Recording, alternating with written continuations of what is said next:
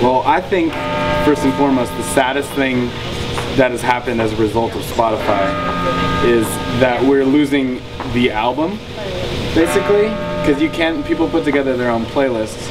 So now it's not like, oh, did you get this new album? It's, oh, did you hear this new song? And people don't listen to albums front to back anymore. What they do is they listen to like their most popular ones to their least popular, and then they get tired of it and they go to the next artist. Yeah, everyone listens to the same songs by a band. You see the top 5, I pick from those top 5, and usually the best ones are the top ones, and so I'll listen to those same songs. But it does allow me the freedom to like look at where that album came from, or where that song came from, which album, and then I can look through all the artists' past work easily, which I think is really good.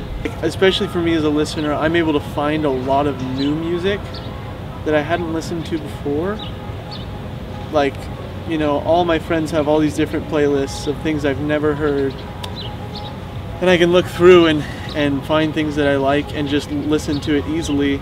And some albums are meant to be listened to front to back as one piece, and that was a really cool thing about how music kind of was before this whole playlist thing started. And that's my biggest problem with it, aside from the fact that we don't get nearly as much money. I mean, see, where I stand on it is like, obviously that's a huge part, but then it goes back to now like everyone doesn't buy music anymore, everyone just does like an online radio station. So it's like that or Google Play or whatever, the Pandora. So like people don't even really buy your music, let alone download it and listen to it again. So it leaves us as artists like, what are we supposed to do? Are we supposed to just put our music out for free? Or do we like put it on Spotify, or we put it on iTunes? So now we don't know how to make money off of it because it costs us money to make this album for people.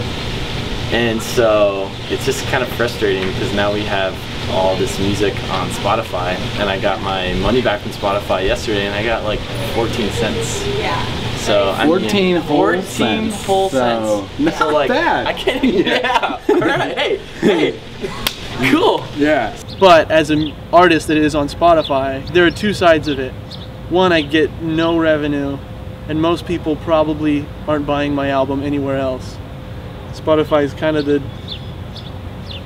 it's kind of screwed me over in terms of money, but I wasn't going to make a lot of money with my album anyway. So the other side of it is I am getting more exposure than I would have, which I think at this point in our culture is more important for artists than money. I think I'd rather be exposed to more people than get like, you know, I don't know, $1,000 off of an album.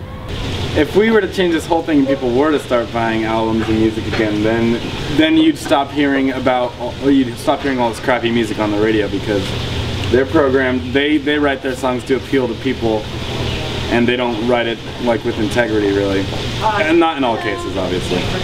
But in most cases. In most, though. Most of the stuff you hear on the radio is, oh, how can I make money? Okay, I'll simplify it. Where I'm just like finding new music all the time. So I have like just lists of new things that probably people haven't ever heard of, and I can find related artists.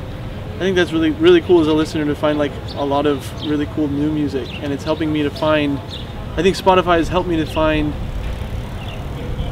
a lot of music that isn't just popular, because I find a lot of underground bands through there, kind of the same way that Noise Trade has helped with that.